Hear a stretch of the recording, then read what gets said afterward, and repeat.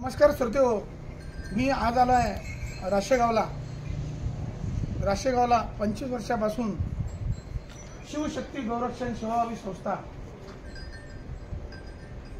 या ठिकाणी ज्या व्यक्तीनं संपूर्ण आयुष्य गौरक्षणासाठी खर्च केलं त्या महात्म्याला आपण भेटलो पाहिजे। गौरक्षण करणं काळाची गरज आहे, कारण गोहत्या हा एक शाप आहे आणि हा टाळण्यासाठी अशा व्यक्तीकडे आपण आलेलो आहोत की त्यांनी जीवनाचा त्याग केला गोरक्षणासाठी। त्यांची आपण मुलाखत घेऊया। नमस्कार। नमस्कार नमस्कार। आपलं नाव काय? माझं नाव विष्णुदास बलरामजी गाडवे आहे। अच्छा। 2001 पासून मी संस्था चालवतो। अच्छा। आणि आज 24 वर्ष 25 वर्ष चालू आहे। तर ह्या गौरक्षणाचा विषय तुमच्या डोक्यात कसा काय आला? जेव्हा मी बाहेर निघत होतो तर मला ट्रकचे ट्रक माझ्या डोळ्यासमोर दिसत होते का हे कतलीवर चालले, आणि मला त्याच्याबद्दलचं खूप प्रेम आलं आणि लगेच मी ते चालू केलं आणि संस्था रजिस्ट्रेशन केली आणि आतापर्यंत हजारो गोवंश। कुठे कुठे पाहिले ट्रक तुम्ही? मी अमृत जेव्हा बाहेर निघत होतो, माझा बिझनेस होता, कॉटन आणि संत्र्याचा बिझनेस होता, तर मला ट्रक देत होतो पण मी त्यांना हात दाखवू शकत नव्हतो। माझ्याकडे त्यांना कुठेतरी माझ्याकडे काही साधन नव्हतं पकडण्यासाठी, म्हणून त्याकडे मी एक संस्था रजिस्ट्रेशन केली आणि आता माझ्याकडे जे सध्या आजच्या तारखेत 550 गोवंश जो आहे तो माझ्याकडे पकडून आणलेला गोवंश आहे पोलिसांनी। आणि हे तुम्हाला जे गायी सापडल्या कुठे सापडले? ह्या सगळ्या कसाच्या घरात आहे। अरे बापरे। पोलिसांना माहिती दिली आणि त्या पोलिसांनी त्या तिथं रेट टाकून त्या माझ्याकडे आणून दिले आणि नंतर मी हायकोर्टापर्यंत त्याच्या केसेस भांडलो आणि माझ्या मालकीच्या म्हणून संस्थेच्या मालकीच्या करून घेतल्या। अच्छा। मला तुम्हाला बरेच प्रश्न विचारायचे आहेत। कृती गायीची आणि वासराची या ठिकाणी तुम्ही काढलेली आहे, याचा उद्देश काय?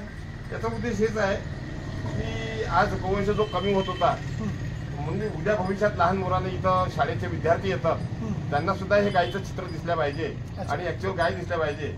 आणि हे पाहण्यासाठी बरेचसे आमच्या या सर्कलमधले लोक, जिल्हा परिषदचे विद्यार्थी या ठिकाणी मुलांना घेऊन येतात। तुमचं पूर्ण नाव सांगितलं का तुम्ही? माझं नाव विष्णुदास बलरामजी गाडवे।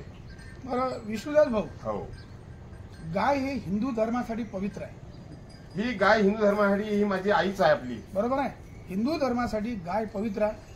तर गायीचे अनेक फायदे आहेत। आयुर्वेदामध्ये गायीच्या मूत्रापासून बरेचसे आजार दुरुस्त होतात, त्या मूत्रापासून औषध तयार होते।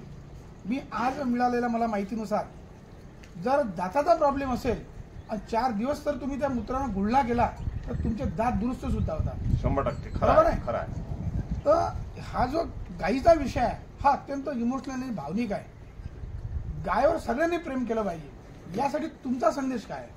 या गायीसाठी माझं जे असते, माझं जे प्रवचन असते बाहेर जाऊन गाय या विषयावर मुलांच्या सोबत मी खूप चर्चा करतो। गायीचं छोटस एक सुपारी एवढं शेण ते मुलीला जर गर्भावस्थांनी जर डिलिव्हरीच्या वेळेस जर वापरलं तर 40,000 रुपये शिजर फक्त इतकंसं शेण बचत करते। अरे बापरे। अहो, हिचं गोमित्र जर माणसानं कॅन्सर सुद्धा कुठं दवाखान्यात बसू शकणार नाही। हिचं जर गोमित्र जर घेत राहिला तो तर गोमित्र 100% त्याचा कॅन्सर हा सुद्धा रोज बरा होते। 1 2 नाही, 100 असे आजार सुद्धा या गायीच्या शरीरापासून निरोग होती। आता माझं सध्या मी 66 वर्षाचं रनिंग आहे माझं चालू। मी कधी 10 रुपयाची गोळी विकत घेऊन माझ्या शरीरात घेतली नाही आणि चहा पण मी अजून पेलो नाही। जे पेलो ते माझ्या माऊलीचं दूध पिलो। अरे बाप। आणि हिचं दूध ही प्रत्येक, हिनं कोणाची जातपात पाहिली नाही, प्रत्येकाचा, तो मुसलमान जरी असेल तरी ती यांचं दूध प्याजले असे तो मोठा झाला नाही, म्हणून प्रत्येकाचं ऋण आहे। या गायीला कुठेही कत्तल झाल्या नाही पाहिजे। आणि आज गायीची ज्या कत्तली होतात ह्या मांसाहारी लोकांसाठी गायीची कत्तल होते, बरोबर आहे? रोखण्यासाठी काय उपाययोजना केल्या पाहिजे? रोखण्यासाठी यांना हेच उपाय केले पाहिजे का शेतकऱ्यांना आपली गाय कसावाली विकल्याच नाही पाहिजे। गाय हे हिंदू धर्माच्या घरीच जन्माला आलेली आहे, त्यांनी आपल्या घरी गाय पाळाली पाहिजे। जर नाही झाली तर या सगळ्या इलाक्यातल्या मी एवढं आश्वासन देतो का माझ्याकडे 5,000 जरी गायी आणून दिल्या तर मी त्याचं संगोपन करेन, म्हणून कसावाला तुम्ही विकू नका, माझ्यापर्यंत गाय पोहोचवा, मी तिथं मरते। अमरावती जिल्ह्यामध्ये तुमचं नाव आहे, हो, राशेगावचा गोरक्षणाचं नाव खूप फेमस झालेलं आहे। तुम्हाला कोणाकडून वारसा मिळालेला आहे? मला वारसा हा परमेश्वराने दिला। माझा शिवाकडून मी माझी शिवाची प्रार्थना करतो नेहमी आणि सगळी बुद्धी मला शिवानं दिलेली आहे। आणि म्हणून मी माझ्याकडे हे परमेश्वराने दिलेलं। शासनाला तुम्ही काय सांगू शकता? शासनाला बरेच वेळा मी संघर्ष करत राहिलो। शासनाची राज्यमाता घोषित करण्यासाठी संघर्षच केला राजमाता गाईला राजमाता राज्यमाता घोषित केली. अच्छा केली त्याच्यामुळे पाहिजे. केली झालं. आता सध्या शासनानं राज्यमाता घोषित केली. हा. शासनानं तिला मदत करावी. हा गौशाळा चालवण्यासाठी खूप मोठा मजुराचा प्रश्न कठीण आहे. मी शाळा क्षेत्रकलाला विनंती करतो की तुम्ही बरीचशी ढेप आणून ठेवलेली आहे गायीसाठी.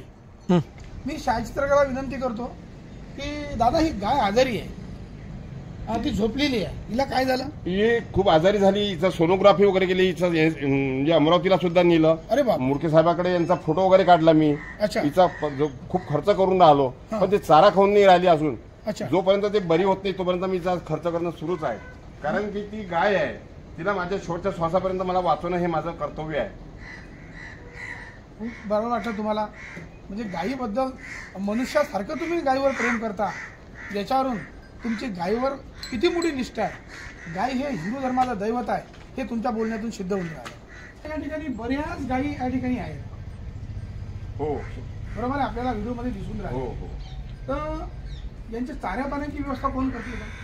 चारा पाण्याची व्यवस्था माझ्याकडे 10 मजूर काम करते. 10 मध्ये हो 90,000 रुपये महिन्याचा. आजच्या तारखेत 90,000 रुपये महिन्याचा पगारी लोक आहे. 90,000? 90,000 रुपये महिना. अरे बाप. हो. हा निधी कसा गोळा करता तुम्ही? हा निधी मला सध्या तर माझ्याकडे जे आहे परमेश्वरानं चालवण्याकरता चालवायची माझी कुठं अशी निधी माझ्याकडे उपलब्ध शासनाचा कुठे अजून पैसा नाही. अच्छा.